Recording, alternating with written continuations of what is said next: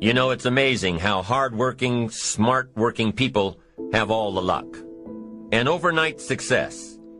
But if you've ever watched an interview with some of these folks, you'll probably hear that their overnight success took several years. Diligence is the mother of good luck.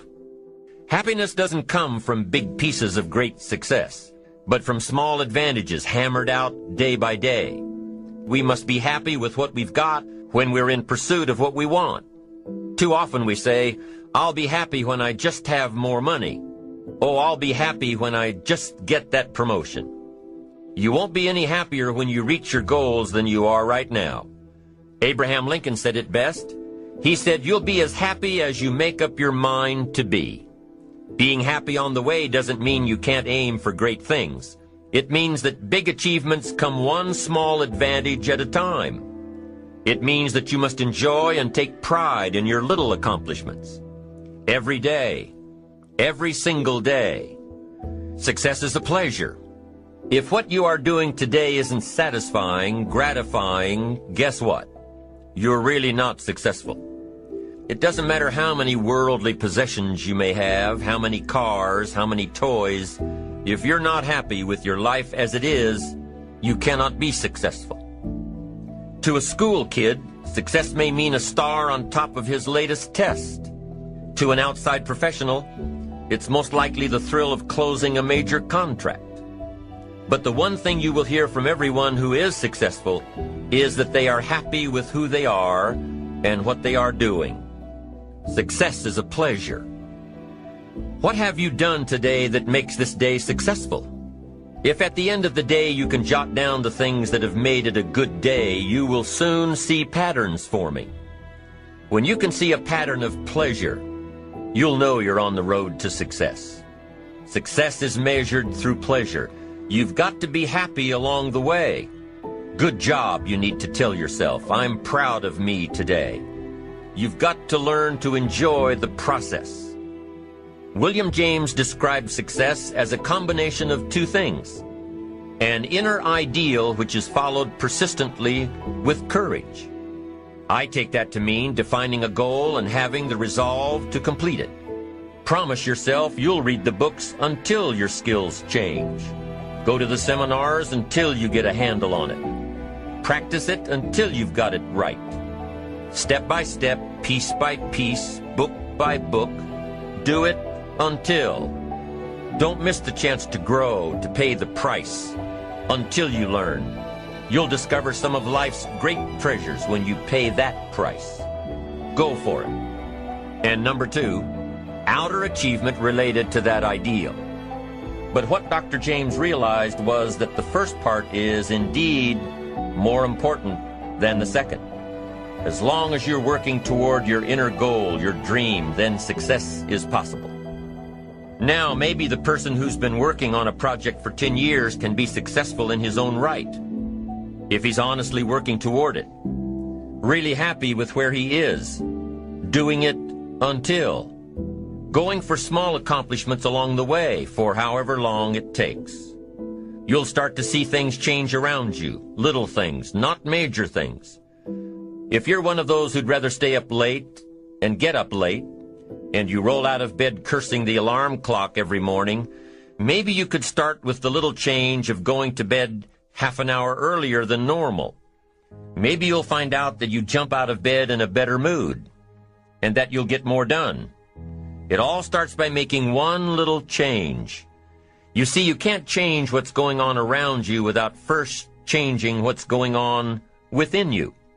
When you start changing how you think, how you act, how you treat yourself, when you start responding instead of reacting to life, life will start responding to you.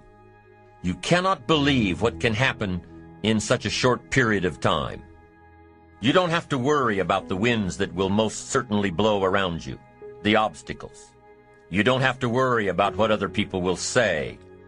Those winds may blow fast and furious, but if you know your path, they will help push you toward the dreams and treasures that you have already decided you're going after.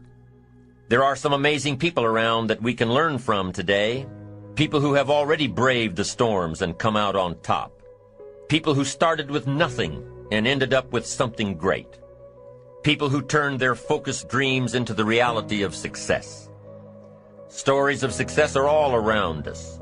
Take the time to talk to these people or read their stories.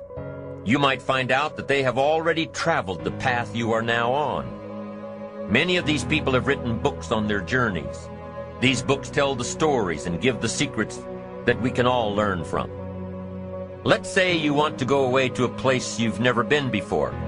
Wouldn't you want to find someone who had been there? What's the best way to get there? The safest route? What do I need to bring to be totally prepared? What dangers do I need to avoid? It's the same thing with life. By listening to those who are farther along in the journey you are interested in taking, you just might pick up something that will make your journey that much better. They can provide that extra push you've been looking for. They've been there. Their knowledge is valuable.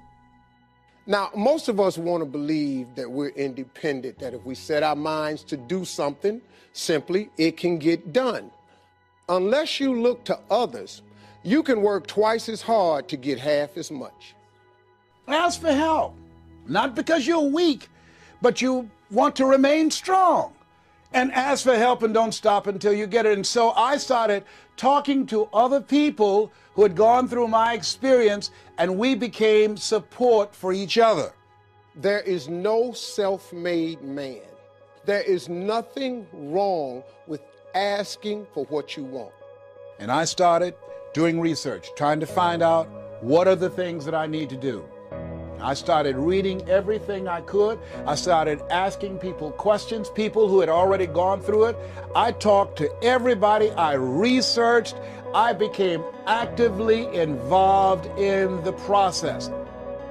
You've just got to be a good student and gather the material and the books as you go along. Even on my farm now, I've built a library for 2,000 books. On the farm, got to have a library, got to be surrounded by the books. You know, the books that made me healthy and the books that made me wealthy and the books that refined my philosophy. Just start, and then just keep adding to it. You just start, and then you just do your own research. Bread for the head, full range in your library.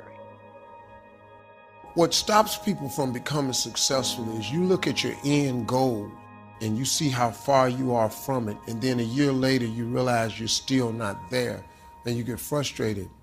This is the problem. To those of you that are building and believing and really feel the pull of destiny, you need to be patient with the process and not enthralled with the promise.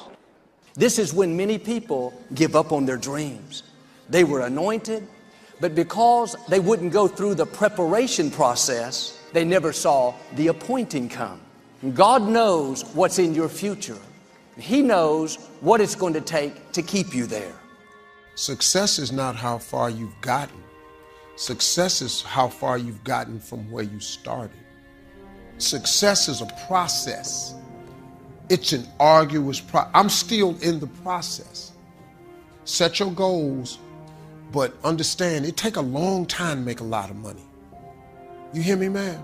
Quit looking at Instagram. Instagram is people's highlight reel. That ain't really how the they look.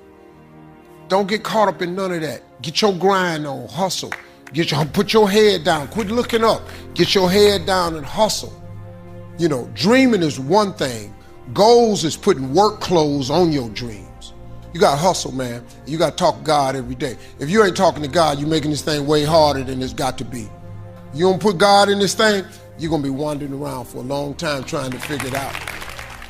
We all have dreams God's placed in our heart, goals we want to accomplish, but too often we get discouraged by the process. We think, this couldn't be right, I'm uncomfortable. Everything you go through, every struggle, every disappointment, every delay, that's depositing something in you. It's making you stronger, it's growing you up. It's up to us to pass these tests. You may not understand why it's taken so long, why you're in a lonely season, a discouraged season, a stagnant season. God wouldn't have allowed it if it wasn't part of the process. Keep passing the test. Keep doing the right thing, then your time is coming. Don't get discouraged thinking that you're falling behind. Joel, I've been doing the right thing for a long time. My friends, my colleagues, they've all passed me up. When your anointing catches up with your appointing, supernatural things will happen. Supernatural growth. God knows how to make up for lost time. He can propel you where you could not go on your own. Where you are doesn't limit what God can do. When it's your time, get ready to be propelled. Get ready for doors to open that you could not open. Don't quit being your best because you're not where you thought you would be. Keep doing the right thing. Your appointing is coming. At some point, you're going to come to the place where God says, all right, you're prepared. You've done your part. Now let me do my part. Let me propel you into your purpose. It should have taken years, but God propelled you, and it happened in a fraction of the time. Now, how do you hang in there during the hard, difficult times, Les? You must have faith.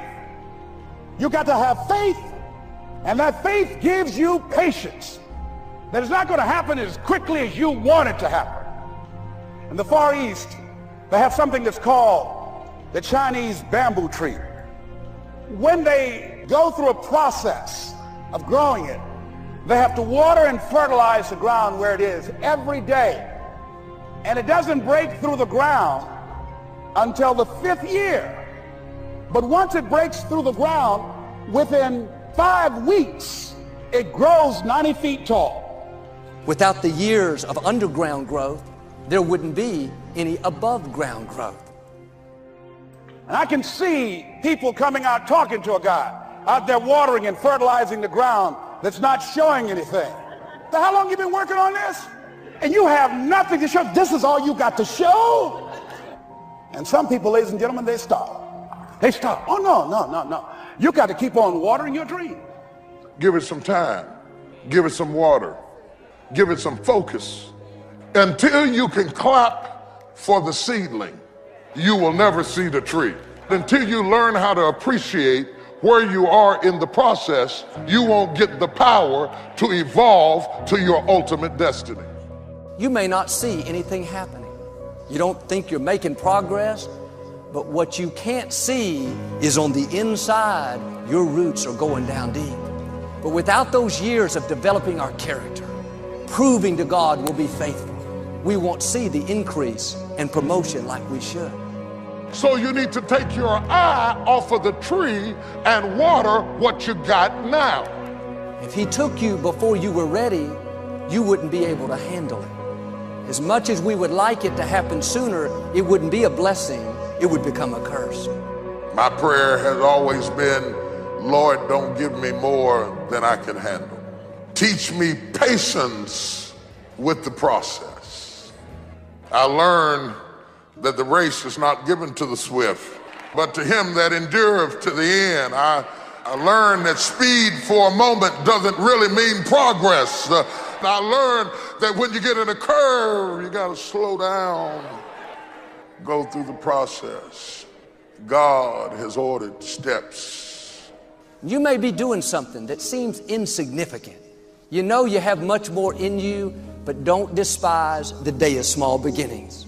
If you complain, you'll get stuck. It was never supposed to be permanent. It's just a step along the way.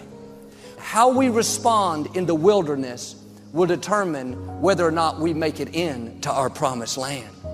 You've been anointed. My question is, will you go through the process so you see your appointing come?